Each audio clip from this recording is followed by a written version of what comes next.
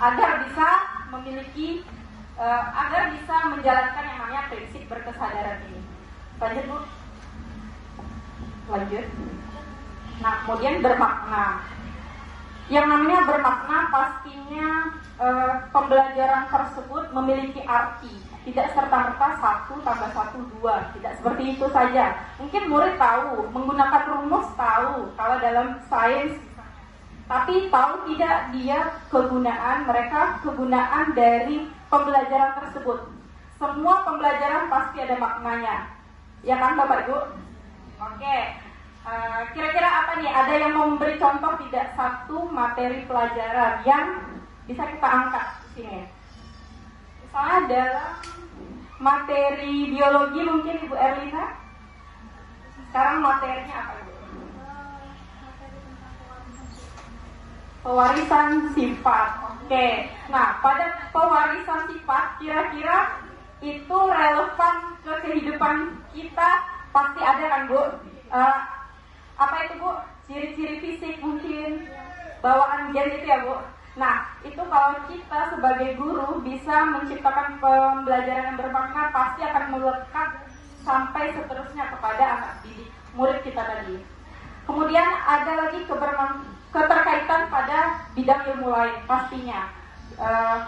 Pada pembelajaran sains dengan non-sains juga biasanya ada keterkaitannya. Biarpun bahasa Indonesia, misalnya ekonomi, ada matematikanya juga, ya, ada agamanya juga mungkin. Nah, makanya itu pada akhirnya semua itu berkorelasi untuk menghasilkan 8 profil lulusan. Selanjutnya, ya, menggembirakan. Nah, kira-kira kalau menurut Bapak Ibu menggembirakan itu yang seperti apa? Boleh Bapak Ibu memberikan sedikit pengetahuannya? Menggembirakan itu harusnya seperti apa? Atau joyfulnya?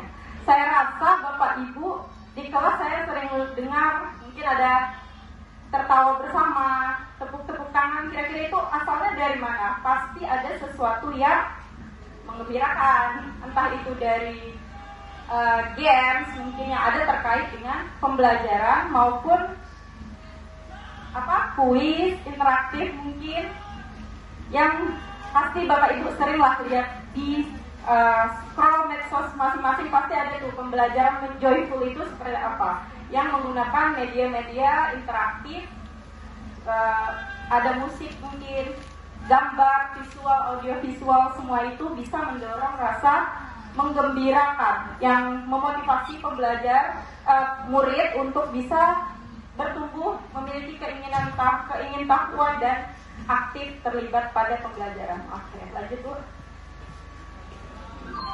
Ya, agar di sini tujuan akhirnya yang saya ingin highlight adalah agar adanya aha moment. Aha moment, kira-kira Bapak Ibu tahu tidak aha moment seperti apa? Oke, tujuan pembelajarnya tercapai. Kalau tanpa asesmen, kira-kira apa indikator menurut Bapak ketika Bapak Ibu mengajar, terus menurut Bapak Ibu anak itu ada yang dia tangkap gitu? Kira-kira momennya seperti apa di kelas? Setelah kita mengajar nih ya Bapak Ibu. Ya, setelah materi, setelah respon dari anak, iya. Oke, aha momen itu benar ya. Jadi ketika kita menjelaskan dan kita sudah melakukan pembelajaran yang DDN tadi, kemudian murid kita berkata, oh, nah itu saja sudah salah satu contoh aha momen. Aha momen itu yang terjadi begitu saja, ya kan, secara natural muncul dari dirinya ya, intrinsik dia. Jadi itu juga salah satu indikator bahwa menggembirakan telah terjadi di proses pembelajaran. Lanjut Bu. Lanjut aja. Ya. Dan di sini ada 4 olah, ya, 4 O yang akan kita bahas. Yang pertama ada olah pikir atau intelektual. Bisa kita lihat di sini. Olah pikir merupakan proses yang fokus mengasah akal budi atau kemampuan kognitif. Pastilah ya dalam pembelajaran kita ingin mengaktifkan nalar dan kecerdasan intelektual murid. Lanjut, Bu. Ada lagi yang namanya olah hati, bahwa kita sebagai pendidik, namanya saja pendidik, bukan berarti kita hanya memberi pengetahuan saja, namun kita juga diharapkan, diminta, dituntut untuk bisa mengolah karakter anak, yang salah satunya adalah olah hati atau etika, di mana di sini mereka dituntut untuk bisa memahami nilai-nilai kebaikan moral dan spiritual. Gitu.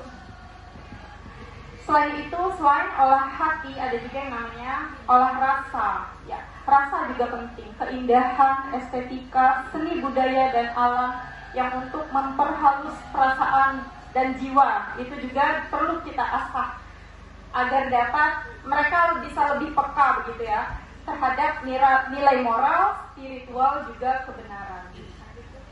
Dan terakhir, nah ada di sini seperti profil lulusan tadi kan ada tambahan kesehatan. Kalau dulu 6, sekarang 8 ada tambahan kesehatan. Nah, sehat fisik juga perlu, bukan hanya sehat mental ya Bapak Ibu. Jadi olahraga juga bisa mendukung pendidikan secara holistik tadi yang dipercaya oleh Becky Hajar Dewantara, bahwa kesehatan fisik harus seimbang dengan kesehatan mental, emosional dan juga spiritual.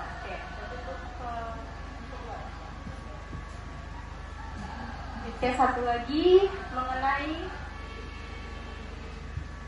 pengalaman belajar.